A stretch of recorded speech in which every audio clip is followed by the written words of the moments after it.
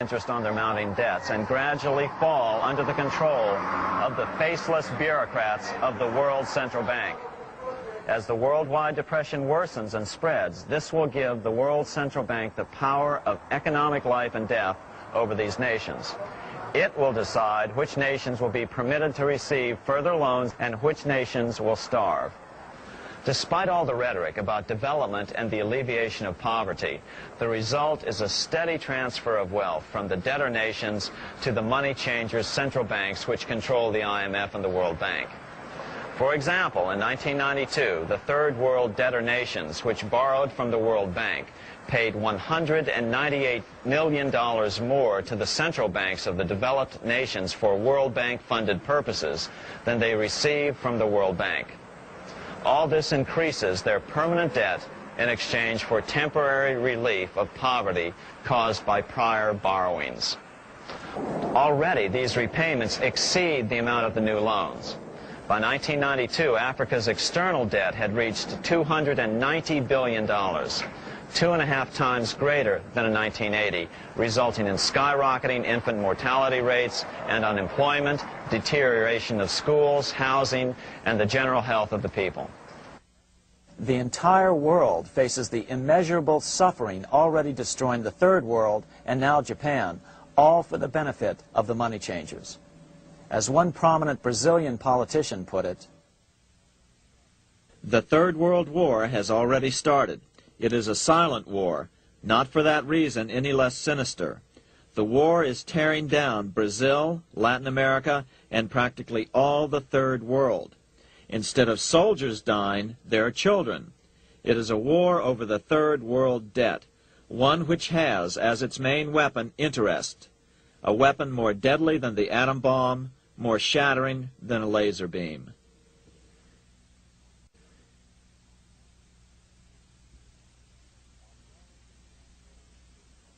Although it would be absurd to ignore the pivotal role played by influential families such as the Rothschilds, the Warburgs, the Schiffs, the Morgans, and the Rockefellers in any review of the history of central banking and fractional banking, keep in mind, by now, central banks and the large commercial banks are up to 3 centuries old and deeply entrenched in the economic life of many nations.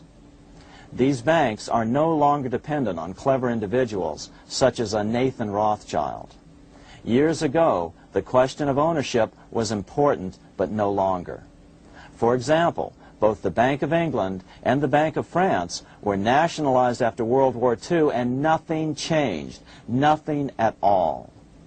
They endure and continue to grow, now protected by numerous laws, paid politicians, and mortgaged media, untouched by the changing of generations.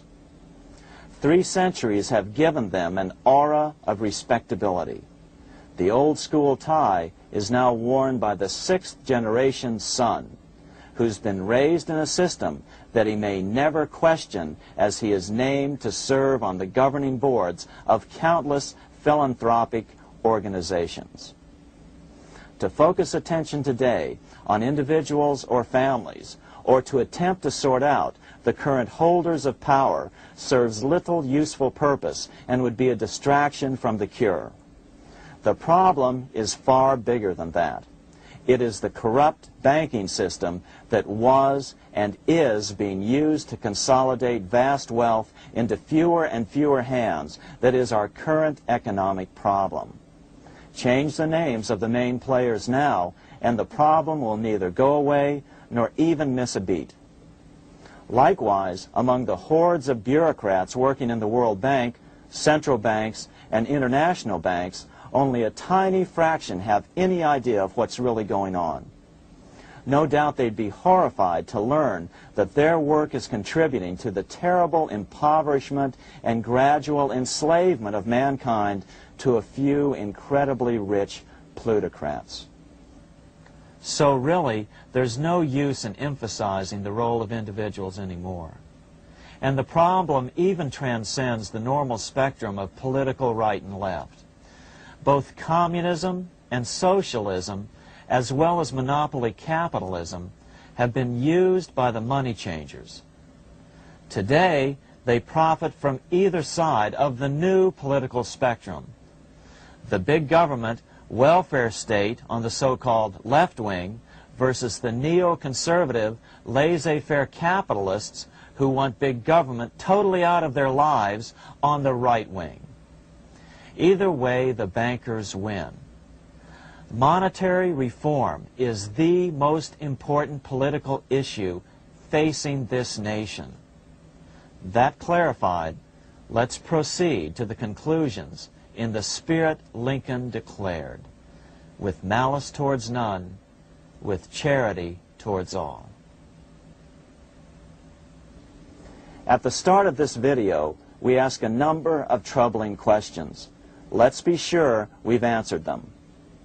What's going on in America today? Why are we over our heads in debt? Why can't the politicians bring debt under control? Why are we over our heads in debt?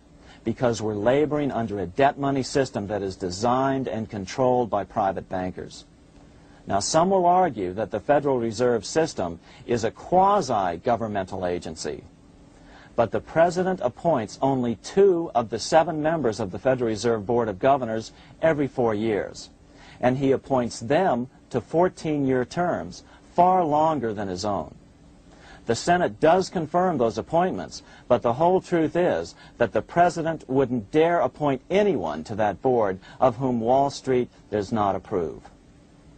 Of course, this does not preclude the possibility that some honorable men may be appointed to the Board of Governors. But the fact is that the Fed is specifically designed to operate independently of our government, as are nearly all other central banks. Some argue that the Fed promotes monetary stability. We saw the current head of the Bank of England, Eddie George, claim that this was the most important role of a central bank. In fact, the Fed's record of stabilizing the economy shows it to be a miserable failure in this regard. Within the first 25 years of its existence, the Fed caused 3 major economic downturns, including the Great Depression, and for the last 30 years has shepherded the American economy into a period of unprecedented inflation. Again, this is not some wild conspiracy theory. It's a well-known fact among top economists. As Nobel Prize-winning economist Milton Friedman put it, the stock of money, prices, and output was decidedly more unstable after the establishment of the Federal Reserve System than before.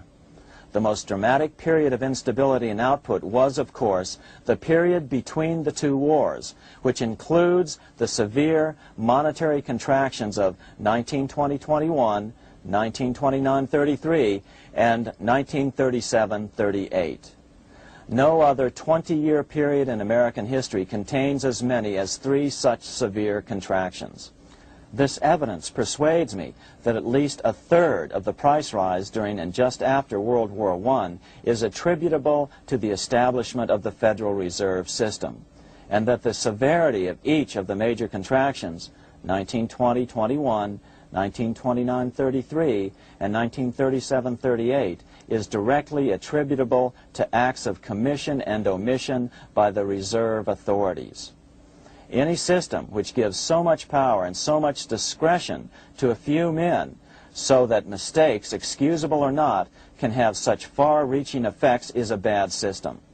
It is a bad system to believers in freedom just because it gives a few men such power without any effective check by the body politic. This is the key political argument against an independent central bank. To paraphrase Clemenceau, money is much too serious a matter to be left to the central bankers. We must learn from our history before it is too late. Why can't politicians control the federal debt? Because all our money is created out of debt. Again, it's a debt money system. Our money is created initially by the purchase of U.S. bonds. The public buys bonds like savings bonds, the banks buy bonds, foreigners buy bonds, and when the Fed wants to create more money in the system, it buys bonds, but pays for them with a simple bookkeeping entry which it creates out of nothing. Then this new money created by the Fed is multiplied by a factor of 10 by the banks thanks to the fractional reserve principle. So although the banks don't create currency, they do create checkbook money or deposits by making new loans. They even invest some of this created money. In fact, over $1 trillion of this privately created money has been used to purchase U.S. bonds on the open market, which provides the banks with roughly $50 billion in interest, risk-free, each year, less the interest they pay to some depositors. In this way, through fractional reserve lending, banks create over 90% of the money and therefore cause over 90% of our inflation. What can we do about all this? Fortunately, there's a way to fix the problem fairly easily, speedily, and without any serious financial problems. We can get our country totally out of debt in 1 to 2 years by simply paying off these U.S. bonds with debt